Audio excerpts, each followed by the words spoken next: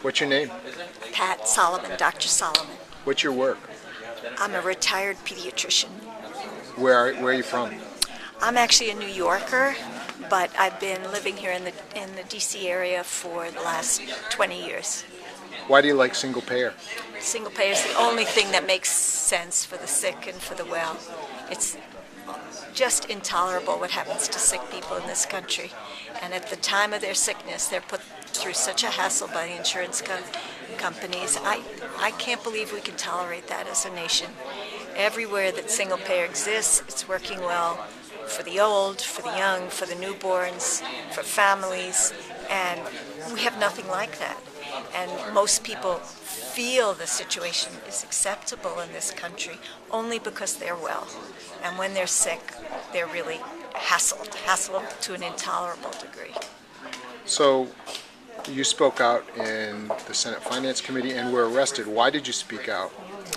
I spoke out really because single payer, this is our opportunity to have change in this country around health care, but it's not being represented. The notion of single payer, the only fiscally sound, morally sound option for health care reform, it's not even being heard at the table. The Congress is just bought off. They will not hear single payer. Why won't they hear it? What's so dangerous about hearing about single payer, understanding the fiscal principles behind it, the clinical principles behind it, the moral principles behind it? They won't even give it a hearing. Why? What are they so afraid of? What is it that's... Why not just pick up the phone and call or write your congressman? Why go and disrupt the hearing? I've done that multiple times. I'm lucky enough to have a congressperson who is a single-payer advocate. Who is that? Donna Edwards, 4th District in Maryland. And, she's a terrific, principled person. But visiting my senators is a different idea. My senators just give me gobbledygook. Who are they? About Mikulski and Cardin.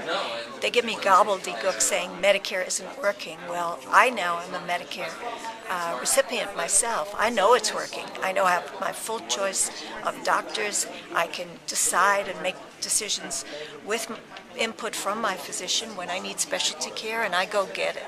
And that's my privilege as a person over 65. Why shouldn't everybody in this country have that privilege?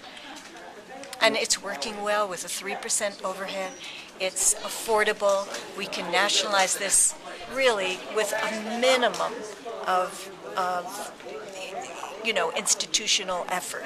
We can make Medicare available for all.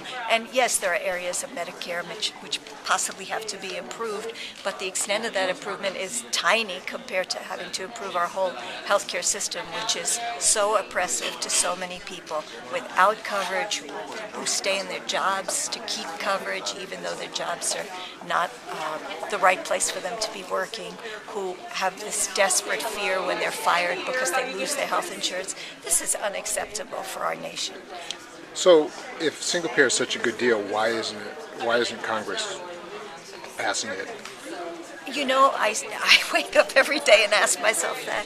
How is it that they can't see the logic of it, the morality of it, the fiscal soundness of it? How is it possible they're missing it? And the only explanation I come up with is that they're simply bought off.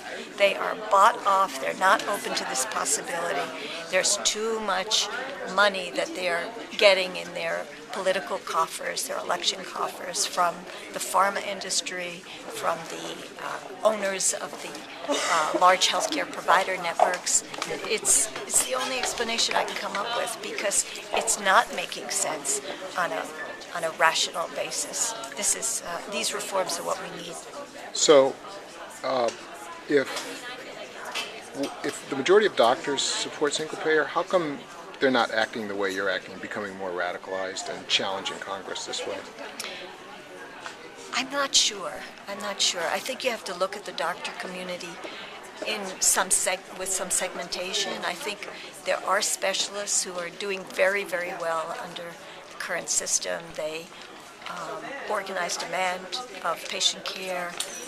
They benefit from more tests, more interventions, and that interventionist medicine isn't always the best model of care for patients. We're learning that. But there are a lot of family docs who know what's going on, who are suffering under the current system, who see patients suffering. So and they support single payer, but they're not taking an active role in pushing for it.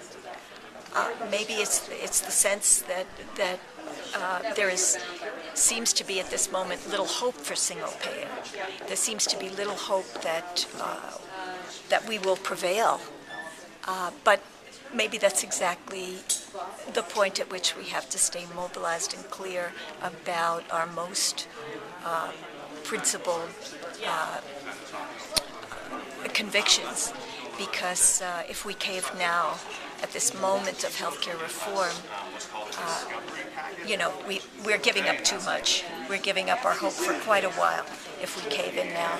So at least I'll know that I've done the right thing, and I'm sure those other docs will regret not being part of more active part of it.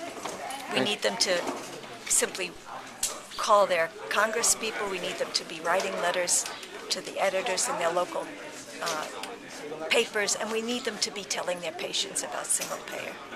Thank you, Doctor.